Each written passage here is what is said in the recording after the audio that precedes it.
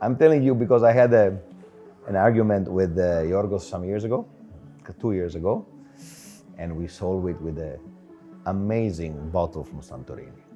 Amazing. Do you think that is there basketball justice when jobs, reputations, and perhaps bank accounts are judged, for example, by one single shot? I stop you now. There's no justice. Okay. World is unfair. Life is unfair. Every job can be unfair. But it is what it is. Let's walk through this. Please let's jump on a basketball boat, because you said that if Euroleague is a sea, you cannot be a white shark, but you don't want to be a small fish to be eaten. I had great fish on a dinner. It was on the grill, but it finished very early. In that case, what was your big opening night win against Barcelona?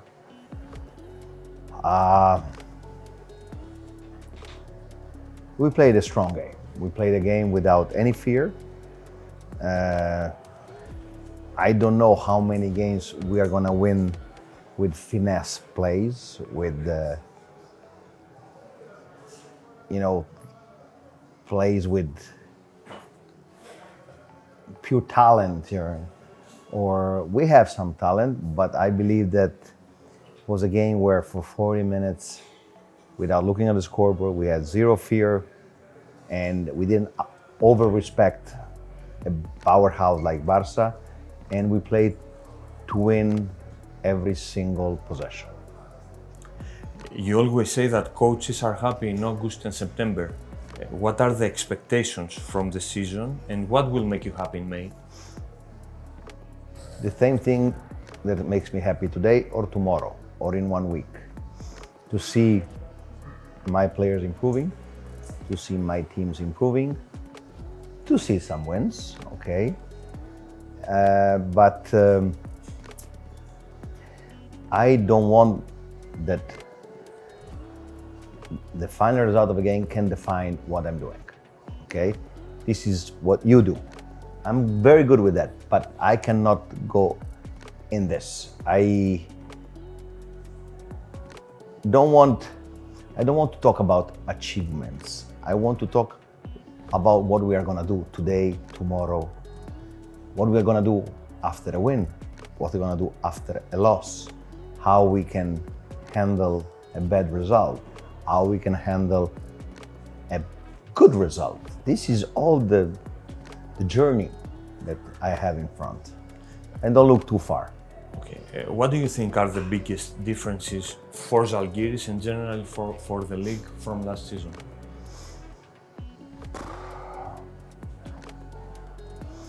For Zalgiris and for every team, it will be more and more difficult to build a roster. Very few good players. They are aging year after year, and the newcomers are not there yet at the level of the veterans. Euroleague is the oldest league. You have players 35, 36 dominating the league, not just playing, not displaying only their experience, but dominating the league. So when I started to think about the roster, I saw only closed doors, or not even a door, it's just walls. So I tried to do something different. I tried to build a roster without looking too much. I need a point guard, I need a guard, I need this. I was looking about players. And then after, when I put them together, I tried to think how to play them. The past summer, we read many thoughts and quotes from general managers, from coaches, about unfair competition. And there is an upcoming financial fair play in Euroleague. What's your take on that? Hallelujah, on one side, but I'm very curious to see how we're gonna apply it. You know, I'm from Italy. There is a very old saying: when you make the law, the moment you are producing a new law, you are thinking how to break it. So I want to see that because it's not, we are all looking to the NBA. But NBA, except small exception, they are all one country and Canada.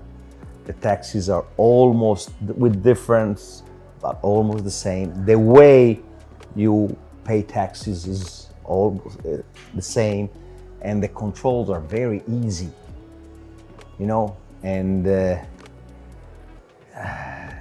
in Europe, every country is different. Even in the same countries, there are different regions. So I believe it's mandatory to have a sustainable product. It will take a little bit of time.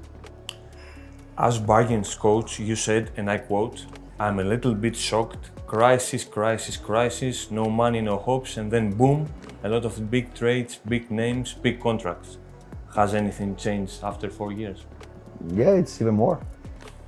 But don't take me wrong. We should be thankful to the owners of Olympiacos, to Fenerbahce owner, to the owner of Panathinaikos. It's like in the Renaissance period in Italy, you know, who's the best artist? I want Leonardo. You call Leonardo and you hire Leonardo. You know, Michelangelo. So this is, maybe it's not sustainable, but this makes Euroleague unbeatable for basketball product. For the passion, the love, the competition, people that are having a team and they put all their passion, even sometimes too much, but on this. So this makes Euroleague, on one side is unfair, on the other is amazing. A few days ago, you noted that Panathinaikos and Olympiacos have 6, 7, 5-star guard players. Do you think that this is something that changes basketball from the size-wise hunting or the positionless versatility we usually hear about? I would like to answer this in 6 months. It's a trend. I'm a big fan of positionless basketball because this allows you to don't go on the market when you have an injury, because there's no market. Mid-season, to sign a player is a nightmare. This allows you to absorb ups and downs within the roster. Okay, and but I want to see, because there will be some players out of rhythm, some players without minutes. So I want to see that. You said last season that Panathinaikos was something like a team of destiny. Do you believe that destiny is such a profound matter on basketball that might steal the talent, the capabilities of coaches, of players? No, they don't steal. They go with them. But they cannot go with all of them. So they go one time with one, and with the other. What happened last year was, you know, I believe was fully deserved. But how it happened? October, no way. November, December, then every month, you know, and this is Euroleague.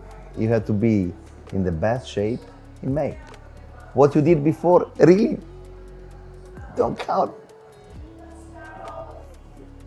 David Blatt once said something about a former player of yours, quoting that, "I want my son to be like Nikos Zisis."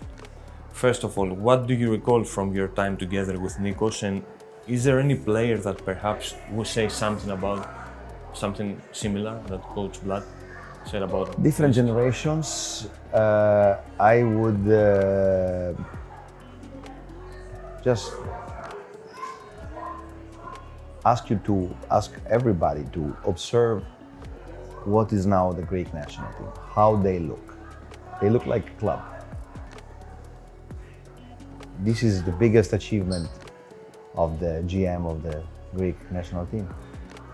He would be successful in any kind of role in basketball, any kind. And he's a great person. He knows what he's talking about, and the liaison between him and the coach, Billy, it's the future for Greek basketball is nice. It's looking very good. You revealed that the Zalgiris player cried after Keenan Evans' injury last season. Are feelings still important, I guess, against the full professionalism in sports? He's not against. You can be fully professional, you can be the highest level pro, but you still have a heart, a soul, emotions. You're living with your teammate more than with your wife. You're sharing tons of emotions. And I hope that this will never change. So the emotional part is extremely important for me. From family aspirations for you going to Harvard to the hard task, as we read, to convince your parents that your dream is coaching, what made you choose basketball back then? Do you know any better sports? No. Speed, quick decision, athleticism, toughness, and there's no rain inside the gym. Fans are close, push you over the limit. What's better than this? There is a battle between choices and responsibility as a player and as a coach. And there is a winner from this battle? I cannot put the thing together. What is the battle? So what is the battle for the... Are there differences? No, because I mean, it's in good questions. I want to understand to give you a good answer. Are there differences or separations between the choices and the responsibility? Do you think that you have to do something as a coach? Beside your approach? You are paid to take decisions. And you're paid to take decisions that are not pleasant. And being accountable means taking decision also. I always say, if you don't take a decision, it's like taking the wrong decision. Because sometimes people, what I have to do, and they freeze, okay? There's no battle between choices and responsibility. They are one thing.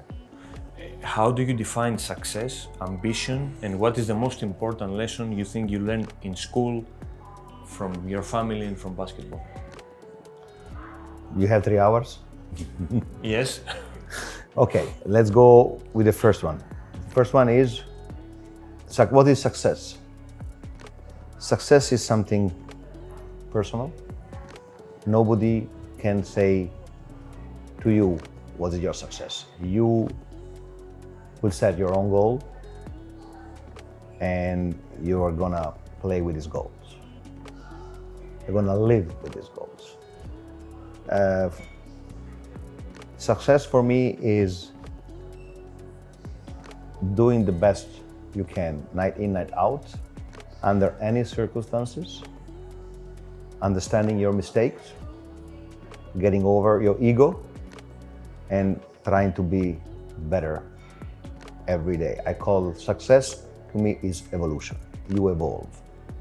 You evolve in a span of years, season, in a game. You evolve in a game.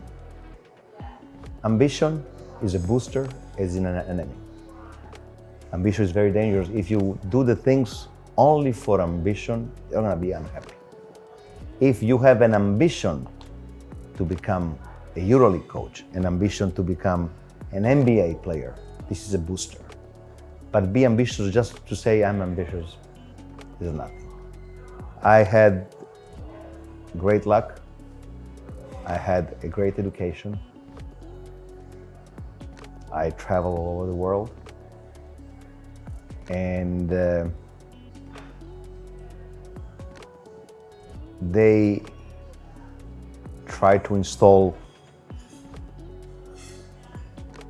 that you can be emotional that don't be afraid to be emotional and don't be afraid to follow, to have passion in what you're doing. You thought that coaches Bartzokas and Saras would solve their premier incident with some wine. Who is the opponent that coach Andrea Trinchieri likes to share a battle with? I said that I hope they're gonna go because I have the biggest respect for both of them. And it's a little bit early to start with this in the season. At game one, there are other 33 games to do this. But there's a lot on the grill, a lot of things out there. We battle every week. Tomorrow I have to play against Giorgos. Giorgos is I believe 2-3 years ago I was playing at Piraeus, and after the second quarter they were killing us. So I turned to my assistant and say, man, they're playing like Brazil of the 1970s. So the best basketball ever. The ball never on the floor, always in the air, always passing, moving, cutting. It was like an orchestra, okay? So, and every week you're gonna face a big coach. Every week you're gonna face a big player, or more than one. Every week you're gonna face a great team. So it will be a battle, but in a positive way. I don't want to reduce this me against him. You know, I feel that I'm very blessed because I have very good tickets for the best basketball show in Europe. And is there any coach, any opponent that you would like to share a bottle with? Many of them, and I did it already. So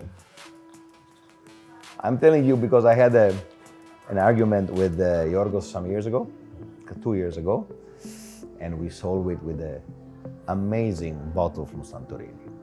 Amazing, one of the best ever.